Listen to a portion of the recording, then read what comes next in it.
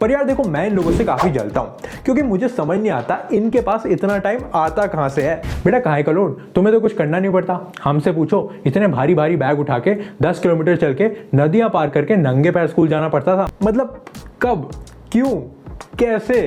Hello and welcome to the chai tapri show, वो show जहां हम बात करते हैं पूरे हफ्ते की कड़क कटिंग और मसालेदार खबरों पर। इस हफ्ते सोशल मीडिया ट्रोल्स का शिकार हुई एक्टर सारा अली खान। दरअसल इन दिनों वो अपनी फिल्म जरा हटके जरा बचके का प्रमोशन कर रही हैं और इसी दौरान वो जा पहुंची उज्जैन के महाकाल टेम्पल में। अब जब उन्होंने वहां की एक तस्वीर पोस्ट की तो सोशल मीडिया के कमेंट योद्धाओं ने जो अपनी कला का प्रदर्शन किया है, मतलब मजा ही आ गया। आप भी देखिए। सारा अली खान, आप तो मुस्लिम है, फिर ये फालतू पिक क्यों? एक यूजर ने लिखा, सारा अली तुम पर लालत हो, चेंज योर नेम सिस। और ऐसा पहली बार नहीं हुआ। जब भी किसी रिलीजियस जगह जाती हैं या फिर जब कोई फेस्टिवल सेलिब्रेट करती हैं तो लोग इन्हें इनका रिलीजन याद दिलाने निकल पड़ते हैं और दबा के ट्रोल करते हैं। पर यार देखो, मैं इन लोगों से काफ़ी जलता हूँ क्योंकि मुझे समझ नहीं आता इनके पास इतना टाइम आता कहाँ से है। हम वेले लोग हैं, न काम के न काज के, दुश्मन अनाज के। मतलब यहाँ घर पे रोज गाली खाने के बावजूद भी मुझे पंखा साफ करने का टाइम नहीं मिल रहा और ये लोग अपना पूरा दिन ट्रोल में बिता देते हैं। और कमाल की बात यह है कि वो तो ये ट्रोल्स पढ़ती भी नहीं होंगी, ना उन्हें इससे घंटा फर्क पड़ेगा। खैर, ऑन अ सीरियस नोट, मंदिर मस्जिद जहाँ भी जाना एक पर्सनल चॉइस होती है और इसी फ्रीडम को ध्यान में रखते हुए एक मुस्लिम पिता और सिख धर्म में मानने वाली माँ की बेटी सारा अली खान हर उस जगह को एक्सप्लोर करती हैं जहाँ वो जाना चाहती हैं, चाहे वो केदारनाथ हो, वैष्णो देवी हो, कामाख्या देवी हो या फिर अजमेर शरीफ। लेकिन ये जो मेरी निजी मान्यता है, ये मेरी निजी मान्यता है। मैं अजमेर शरीफ उतनी ही शिद्दत से जाऊंगी जितना बंगला साहब, जितना महाकाल, और मैं जाती रहूंगी। इसी के साथ let's move on to the next section of the show, जिसका नाम है वीकली दरबार, जहां कुछ छोटी बड़ी देश विदेश की सारी खबरों का दरबार लगाया जाता है। और इससे पहले कि इस दरबार की सभा शुरू हो, थोड़ा लाइक और सब्सक्राइब कर दो, बिल्कुल फ्री है, बस 1 सेकंड लगेगा, फटाफट कर दो ना। हलीना की रब से फरियाद, बेटा मांगे कार स्कूटर, बाप राजी। ये सब सुनकर अगर आपके दिमाग की घंटी बजती है तो आपने जिंदगी में कभी ना कभी तो पीरियोडिक टेबल का रट्टा मारा ही है। और अगर याद नहीं भी है तो भी कोई दिक्कत नहीं है क्योंकि अब ज़रूरत भी नहीं है। इस हफ्ते एनसीईआरटी ने अपने क्लास 10th की साइंस बुक से पीरियोडिक टेबल का जो चैप्टर है, पीरियोडिक क्लासिफिकेशन ऑफ एलिमेंट्स, को परमानेंटली हटाने का फैसला लिया है। इससे पहले एनसीईआरटी इन बुक से चार्ल्स डार्विन की theory of evolution, political parties, democracy और मुगल हिस्ट्री, इन टॉपिक से रिलेटेड भी कई चैप्टर्स को हटा चुकी है। उन्हीं विषयों को पढ़ना चाहिए जिसमें आपकी दिलचस्पी हो। तो एक बेसिक लेवल तक साइंस सबको पढ़ाई जाती है, 10th तक, इसीलिए है ना, लिटरेचर पढ़ाया जाता है। अब वो कौन डिसाइड करेगा कि उसमें पीरियोडिक टेबल हो या नहीं हो, सब्जेक्ट एक्सपर्ट्स करेंगे। आई गेस उन्होंने किया होगा। देखिए, असल में जो एनसीईआरटी कर रही है, इसका अल्टीमेट एम है रैशनलाइजेशन ऑफ टेक्स्ट बुक्स, यानी कि बच्चों के ऊपर से पढ़ाई का लोड कम करना। इनफैक्ट 2020 की जो नेशनल एजुकेशन पॉलिसी है उसमें भी इस बात पर दबाव डाला गया है कि बच्चों के ऊपर कंटेंट का जो लोड है वो कम किया जाए और उन्हें एक्सपेरिमेंटल लर्निंग का समय दिया जाए, यानी कि उन्हें अलग अलग फील्ड्स ट्राई करने का मौका मिले। इसके जवाब में एनसीईआरटी ने कहा है कि पीरियोडिक टेबल और थ्योरी ऑफ एवोल्यूशन जैसे टॉपिक्स को स्कूल की एजुकेशन से परमानेंटली नहीं हटाया और अगर बच्चे चाहें तो इसे क्लास 11th और 12th में भी पढ़ सकते हैं। देखिए, इस समय जो आप सोच रहे हैं उसे कमेंट्स में ज़रूर बताइएगा क्योंकि इस खबर को पढ़ के मैंने भी वही सोचा था और हज़ारों एक्सपर्ट्स भी इस बात को मानते हैं कि अगर बच्चा पीरियोडिक टेबल पढ़ेगा ही नहीं तो उसे केमिस्ट्री का स्वाद ही नहीं आएगा और वो ये डिसाइड ही नहीं कर पाएगा कि उसे 11th में लेना क्या है। कुछ समझ नहीं आ रहा, ये टीचर क्या पढ़ा रहा है। आनंद प्रकाश, जो कि दिल्ली यूनिवर्सिटी में एक असिस्टेंट प्रोफेसर ऑफ केमिस्ट्री हैं, उनका कहना है periodic table is the foundation of chemistry. How will the student study science in class 11th if they don't get acquainted with the periodic table in class 10th? They won't even know the basics of chemistry, and it is not just chemistry. Periodic table is necessary to even study physics at higher levels. The decision to remove a complete chapter from class 10th is absurd. चलिए अब देखते हैं कि इसको लेकर आम जनता का क्या रिएक्शन है। अनंता नारायण लिखते हैं, they have dissolved the chapter on periodic table. They have blacklisted the one on democracy. NCERT has decided these topics are irrelevant to class 10 students. We think this is a textbook case of idiocy. What do you think? बता दो यार भाई को क्या सोचते हो comment करके। मौली लिखते हैं कि NCERT removing the periodic table is so sad because the last time I had fun studying chemistry was blabbering बेटा मांगे कार स्कूटर बाप राजी every waking hour। यार ये तो काफ़ी रिलेटेबल है। मतलब एक यूजर ने लिखा, What academic load are they trying to reduce anyway? NCERT is already low on content. It is beautifully comprehensive but not at all extensive. ये तो शायर निकला। At least now it taught the essentials. Now to reduce load, they are removing everything. देखो भाई, अब हमसे पूछोगे तो ऐसा कुछ लोड वोड था नहीं, हम भी हलीना के साथ फरियाद कर लेते थे और हमारा भी हो जाता था। इनफैक्ट हमारे पेरेंट्स की जनरेशन से पूछोगे तो वो तो यही जवाब देंगे, बेटा काहे का लोड, तुम्हें तो कुछ करना नहीं पड़ता। हमसे पूछो, इतने भारी भारी बैग उठा के 10 किलोमीटर चल के नदियां पार करके नंगे पैर स्कूल जाना पड़ता था, तुम्हें तो सब करा कराया मिल जाता है, इसीलिए तुम्हारे नखरे और बढ़ते जा रहे हैं। पर सीरियसली अब जमाना बदल रहा है, नई नई टेक्नोलॉजीज आ रही हैं और हो सकता है कंटेंट कम करने से बच्चे को वाकई में दूसरी फील्ड्स एक्सप्लोर करने का मौका मिल जाए।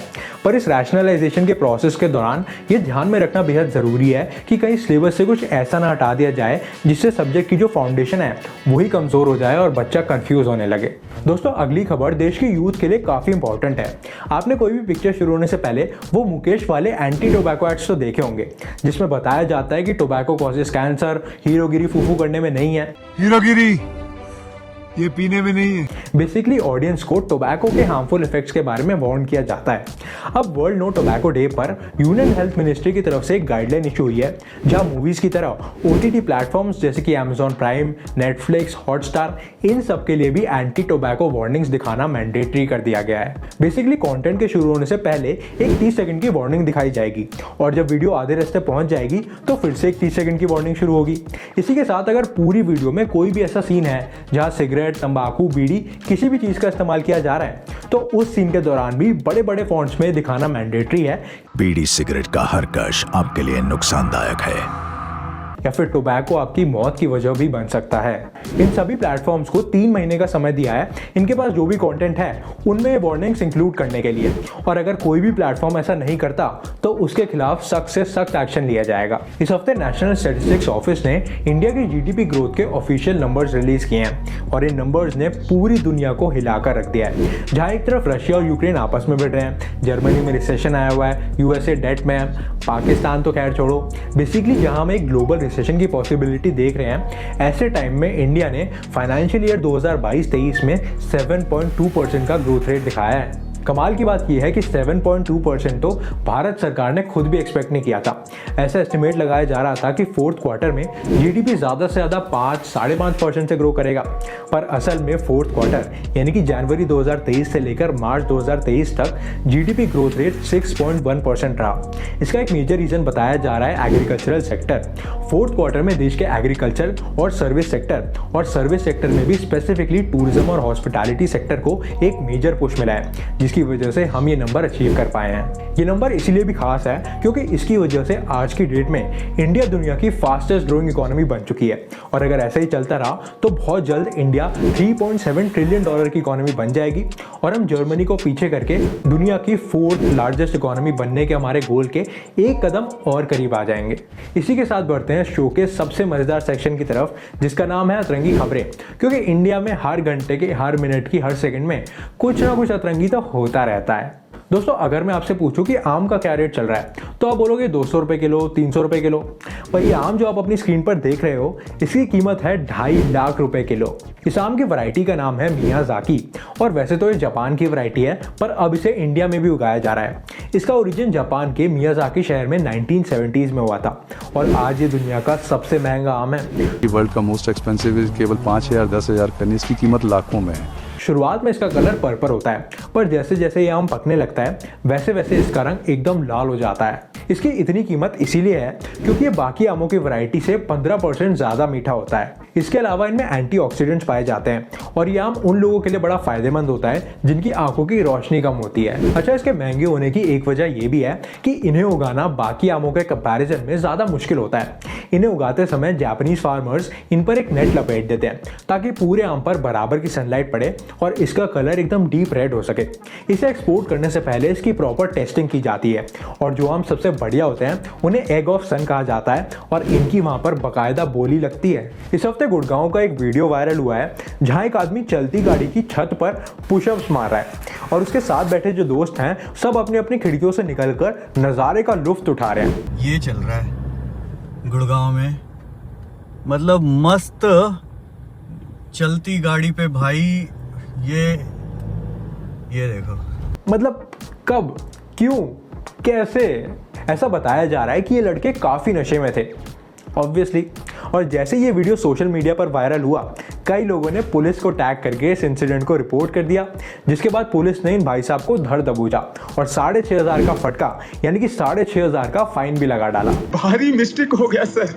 देखो यार, माना कि कोविड के बाद लोग अपनी हेल्थ को लेकर काफी सीरियस हो गए हैं, एक्सरसाइज वगैरह कर रहे हैं, पर हर चीज को करने की एक सही जगह होती है। अब अगर मैं कल को जिम में गाड़ी चलाने लगूं तो कैसा लगेगा? ऐसे तो नहीं होता है। तो भैया थोड़ा ध्यान रखो, अपनी ना सही दूसरों की जान का तो रख लो। तो दोस्तों, इसी के साथ हम पहुंच चुके हैं आज के शो के एंड में। और अगर आप यहाँ तक आए हैं और आपको शो अच्छा लगा तो थोड़ा लाइक और सब्सक्राइब भी कर देना यार। और जैसे कि मैं हर एक एपिसोड में कहता हूँ कि अगर इस पूरे हफ्ते की कोई भी बड़ी खबर मुझसे मिस हो गई और आप उसके बारे में जानना चाहते हैं तो उसे भी आप कमेंट करके बता सकते हैं, मैं उसके बारे में आपको ज़रूर बताऊँगा। मिलते हैं अगले एपिसोड में, तब तक के लिए नमस्कार, शुक्रिया और जय हिंद।